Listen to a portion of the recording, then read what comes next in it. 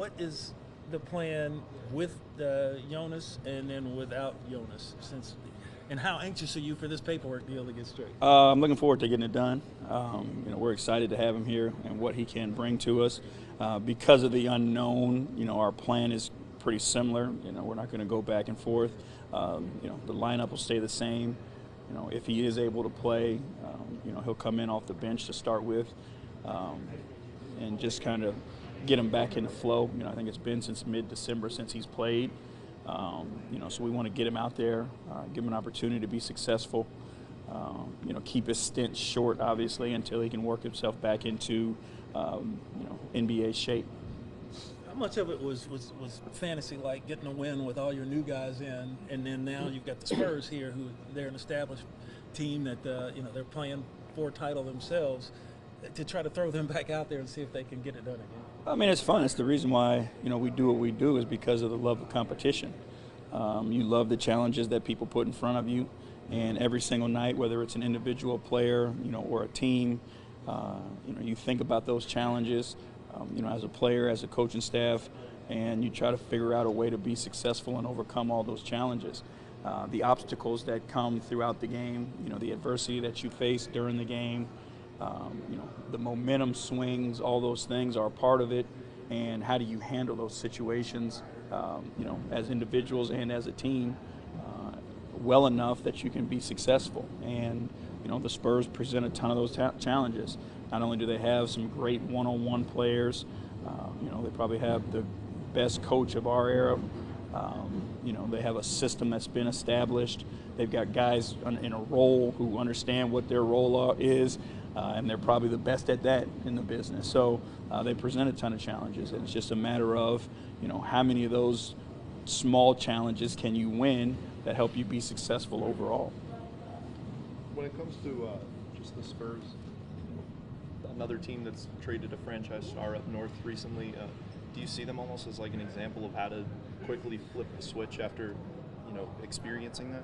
Well, I think they're an example for most things. If you look at the way that they're built, you look at the way that they play, the professionalism which they carry themselves, the organization, the structure, the discipline, all those things are what we all strive to be. And not to take away from any one player, but when you have a strong system and a strong base, you can integrate different people, and you can still be successful, as that they've proven you can be.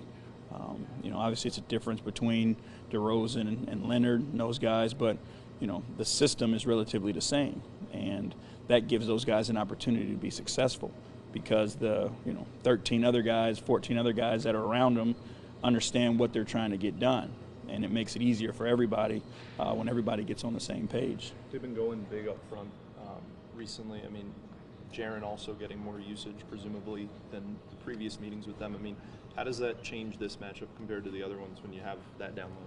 Well, I mean, I think it works for us as well, because we do have true size. You look at the night that Joe had the other night. If we are fortunate enough to have Jonas available, Ivan, Jaren, and then Bruno be able to play that swing position, we have good depth there at the big guy spot. So, it allows us to get, our best players on the floor and compete against their size. Final thing from us, you've had a couple of days to practice a little bit now with these guys. How have they responded, and were you able to get a little bit more in, or is it just basically let's just play straight basketball? We've gotten in a little bit. The balance is trying not to overload guys, and have them out there thinking the game instead of just playing off their instincts. Because when you're thinking, it makes you a step slow, because you're looking at everything, you're analyzing it. We want to just give them an opportunity to play in a comfort zone. There are some small things that we put in. We put in some sets to create some movement, those types of things. We've got sets to get guys shots. But, again, we're not going to overcomplicate anything. We will slowly build and slowly add as we move forward and have more days of practice. The timing of the break and then having those days coming out of the break will be helpful for us as well.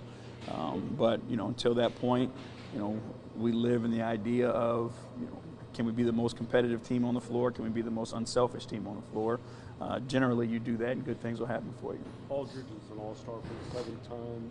You know, the great mid-range game, but does he get enough appreciation for his rebounding, his shot blocking, rim protection, all that? I mean, I think people who know and people who watch, definitely.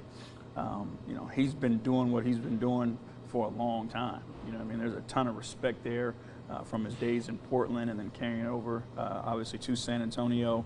I mean, he's a heck of a player on both ends of the floor. I think because he is so talented offensively, people like to put the focus on his offensive game.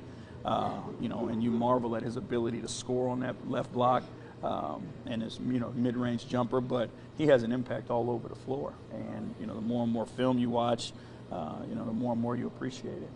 Was there a certain lineup or a certain combination of players that you liked from the last game? Yeah, I mean, I think we have a balance of versatility, and it was just, you know, one game, so the combinations haven't been massive, you know, to go actually look at the numbers and break it all down. But, you know, the versatility of being able to play Mike and DeLon, you know, in that backcourt together where either one of them can handle it, the other one gets to run the floor, you know, I think is going to be good for us. You know, I just watch Avery, you know, in the way that he's able to defend the ball.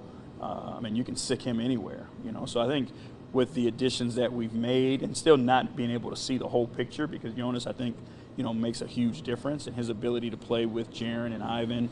And if you wanted to go really big, you know, because he is a capable three-point shooter, you know, could play him and Joe Kim together at some point. So I'm looking forward to it, just being able to figure out how we can mix and match. And, you know, C.J. Miles being able to play the 4 and be able to shoot it the way he can shoot it, it opens up a ton of space. So I'm excited about the opportunities.